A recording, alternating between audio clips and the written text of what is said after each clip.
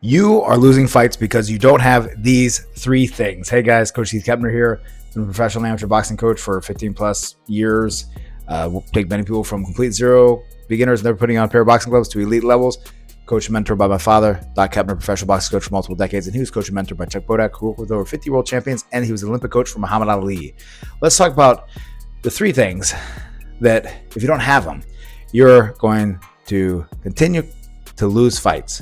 Whether they're close or not close, you need these three things. And it's the three things that I require for every single one of our people in order to get their first fight, but also it plays great importance at every single level of the game, going from being a beginner to your first fight, then from what used to be called novice to open, but 10 and under, to the more elite level divisions, national competition, onward to professional, C level, B level, A plus level. All right, so let's talk about this. Number one, this is something that is not focused on enough in gyms with fighters, in my opinion, and with coaches. And I've been guilty of it as well, for forgetting the importance of this. I'll get focused on all these other things, which are also important. But if everything is important, then nothing is important. You have to pick the few things that are of most importance, and that's why it's so important. That's why this is my number one thing. You can have massive talent, great reflexes, and again, talent is your ability to your speed of skill acquisition. So the faster you can learn stuff, the more talented you are. So therefore, we all have seen them, whether you're a coach and it's someone you coach or a gym mate, and really quickly they learn how to throw a good punch. They learn how to block punches very well. The first time sparring, they do a pretty good job. The first time they have the fight, they do a really good job. It's just like, man, everything comes easy to this person. But this is something that person can still lack. They can have all the resources, all the right coaching, all the right development around them as far as good fighters and good competition to help them grow. Because that's another underappreciated factor is, how good are the teammates you have to train with? And if you don't have good teammates to train with, are you going out and seeking other people to get work with as well? You can still keep your gym your home base, but go out there. You have to, because you are the person that you are looking to grow. And yes, other people care about you. Your coach cares about you. Your manager cares about you. Your professional, things like that. But no one is going to care as much about you as you will. And like the great Sugar Ray Robinson said, a champion is someone that will believe in themselves when nobody else will. And so that's what you need to be. When you're a champion, you can be in top condition, but still lack this thing. It doesn't matter. And it's this thing to what Robinson said, who, AKA Walker Smith, right? That's his actual name, Walker Smith, Sugar Ray Robinson. You have to believe in yourself when no one else will. That word, that last word, will. You have to have the will to win.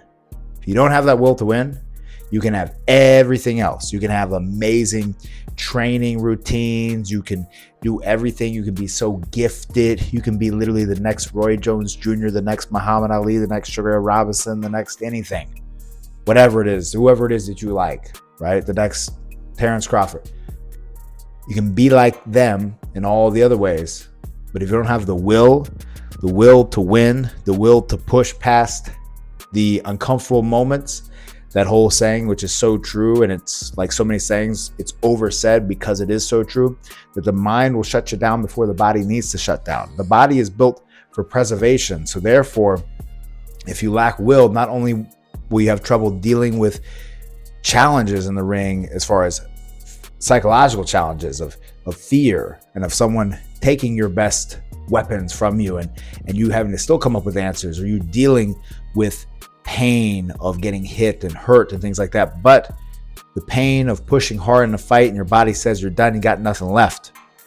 Again, to go back to Walker Smith, Ray Robinson, when he fought for the light heavyweight title against Joey Maxim, he was beating Maxim on all the scorecards, and he was fighting to the point where he literally got heat stroke and fell out. His body actually gave out, where so many men and women would have quit long before that. But because he had the heart of the champion, he had the will to win and of a champion, he went to the point where his body literally shut down. That is what you have to obtain in order to consistently win fights and actualize your true potential. Now, this is why I have like a champion mindset program. You can check it out on Patreon. And this is also what separates for coaches enough for fighters to keep in mind, but mainly for coaches, that separates your fighters from your general clientele, right? Your general clientele doesn't need to have the will, right? That's number one thing. They show up, they do the thing, they get improvements, awesome. Some people will have the will, some people won't, that's okay. But for coaches, those people that you're going to invest in, those people that you're going to pour your heart and soul into, because it breaks my heart. I see so many coaches do it, and I saw my dad do it for so many years. Pour his heart and soul into guys that didn't have the will. He saw the talent, the raw talent. He saw the athleticism. He saw so many things about them that were very good and were potential of world class. But the will was the missing ingredients. All right. So that's something you can work on. It's something you can actually improve and train, but you have to work on it. No one else can work on it for you. Right. It's just like if you're going to do therapy or whatever for psychological treatments, whatever is cognitive behavioral therapy, whatever is the most proven, validated method now, doesn't work unless you work it. Right. And so again, that's where things like my mindset program is important, but anything working on your mind. When my mind is locked in, I'm pretty unstoppable. And that's what I know I have to do in order to go into a competitive environment, whether it's boxing, running, doing some jiu-jitsu or whatever. If I'm going to perform at my peak, I have to make sure that will is cultivated, because if you don't cultivate it and if you don't take care of that garden that is your mind, weeds grow automatically. Go down to the description or to the top pinned comment, because I have a form right there for you. The purpose of that is so I can get a better idea of where you are with boxing, where you're going, and use that information to make more laser focused content that is specifically made to help you. All right. Now, number 2, this is something as well that I see in people in a lot of boxing gyms get wrong, frankly. And it's part of it's like tradition, but part of it's also because they see people prepare for different things. It's just like seeing people in the weight room, and this is actually something that's a trouble, right? People will train like a bodybuilder in the weight room when their goal isn't to be a bodybuilder, right? And it's kind of backwards. And I see the same thing happen with this aspect, this number 2. And it also goes along with doing some of the most basic things wrong. Things like shadow boxing. They'll shadow box in a way that is not going to allow them to be able to miss punches that are thrown hard and maintain balance, but also build up the body's resiliency, muscles, and everything else required in the conditioning. That's number 2, the conditioning. To throw hard, to push hard, to be able to drown someone is the way I like to say it, to drown someone with your punches, drown them with pressure and volume. If you got that, and you got will for when you get hit or when you get tough, when you get challenged and when you get tired, oh my gosh, right there, we got a lot of things. So that first one is will, second one is conditioning. Something that's underutilized. I see people in the boxing gym, they will train for a long time, meaning a long session. They'll train for hours, low intensity, long time. All right. That's okay to maybe just work purely on different aspects and different drills. But if you're looking to prepare yourself for a 3-round, 2-minute a round fight as an amateur, or 3 threes, or 4 threes as a beginner pro, 6 threes, 8 threes, 10 threes, 12 threes, even 12 threes, that's 36 minutes. All right. Now, does that mean you only need to work out for 36 minutes if you're fighting 12? No, I'm not saying that. What I'm saying is you need a certain level of intensity, at least in some of your workouts, so that that intensity can be matched. That extreme elevated heart rate and pacing can be matched closer to what your fight is. I've seen other athletes talk about this in other combat sports. I remember hearing GSP talk about this, where he would train with a lot of these, I think it was like jiu-jitsu guys or wrestler guys, and they would train for long, sustained workouts because a match could go a long time. And what he noticed is his explosiveness would get lost, because in his MMA fights, of a championship MMA fight, UFC fight, it was 5-minute rounds, and he has to have explosiveness during that time. It's only about 25 minutes long, versus this grind that happens. So again, a lot of these guys, you see it all the time in the gym, they're grinding, and they lack that snap and explosiveness. And that's very important to not miss. That's one reason why with our fighters, make it a big emphasis. We have a 30-minute nonstop workout that we do, and we have it 3 or 4 days a week where it's just bag work and core work nonstop. So 3 minutes of bag work, 30 seconds of core work, back to back, boom, boom, boom, boom, boom, nonstop for 30 minutes. And we have like hundreds of these built out.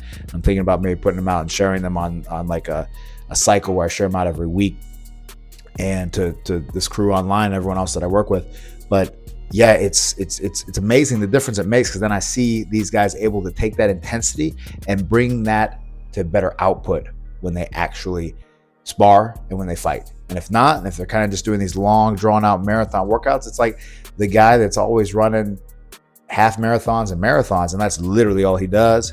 And then he tries to do a mile time or a 40-yard dash, and there'll be some carryover. I'm not going to say there's not any, but it won't be very direct, versus the person that trained incorporating some of those distances in shorter time and more intensity, right? So very important. And then also, this is where it goes along to have someone that dials in your program. And that's, something that I've seen have an effect already with a lot of people that I work with in the elite level program that I do with people all around the world.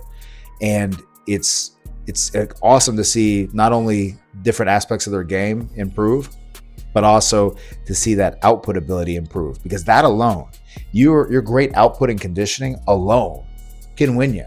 But of course, I've seen it plenty of times. People don't have the will part, and they get crushed. They get hit hard, or they feel that fatigue in a fight, even though they are in shape. They don't have the will part to push through. All right. Now, going on to number 3. Again, it's a theme where I'm saying a lot of boxing gyms where I see a lot of people miss this stuff, but it's true, because something that it goes back to, I remember when I had a pro fighter that I worked with, and I was trying to help him move along as a coach. And so I had him be as a coach in my facility. And he was so focused on how can we just make these people dogs, the way he would put it, right? Tough and, in shape, and that's it. And aggressive, right? Think about like a pit bull that you're going to bring to a dog fight. Let's make people like that, right? I think, to me, the quintessential example of that is James Kirkland. Right, so any of you guys know James Kirkland? You've been around for just a little bit. You know what I'm talking about. If you don't, go look him up. And he's kind of in infamy now because of him getting knocked out by Canelo. But he went through and he did some things. He got to a high level, but he was the epitome, I feel like, of that dog. Right, that dog. He was tough. I'm not saying he didn't have any skills at all, but he was tough and he was in shape and he was a force of nature.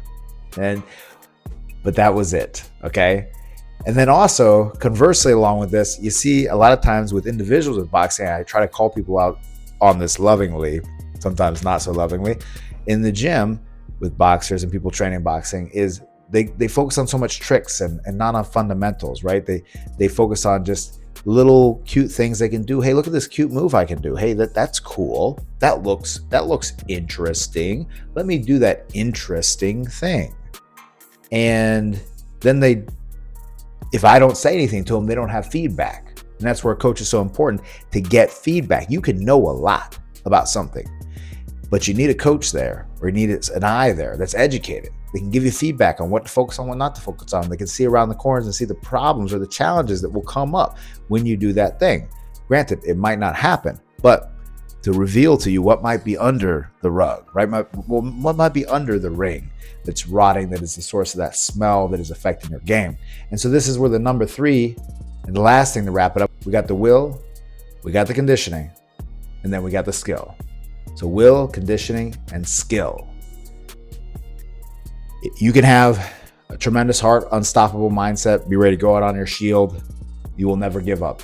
You can have the best conditioning in the world class, better than the best boxer in the history of boxing, or the best conditioned boxer in the history of boxing. But lacking the skill, it's going to catch up to you at some point and some level. Those prior to cannot make up for a deficit of skill. Now, of course, to be very clear, as you can imagine, you can have all the skill in the world, lack the conditioning, and have great will.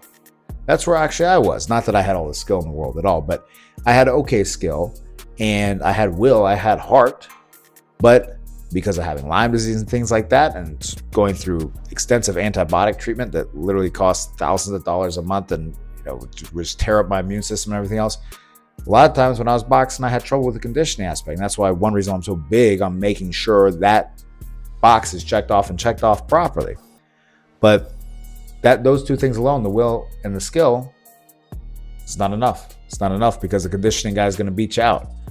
Then you can have the guy that's a lot of skill and a lot of conditioning. You think that would work, but I've seen the will part falter and be that last leg in the tripod that makes it fall over. Think about a tripod, 3 legs. You don't have one of those legs, that sucker's just falling over. And that's how it is with these 3 very important principles that you need: your will, your conditioning, and your skill, guys. Coach Keith Keppner here. Comment below. Love to hear your thoughts and how you feel like these types of concepts how you've seen them play out maybe with your own game or with people that you coach. And make sure you watch out for the next video and check out this video right here because it's exactly what you need.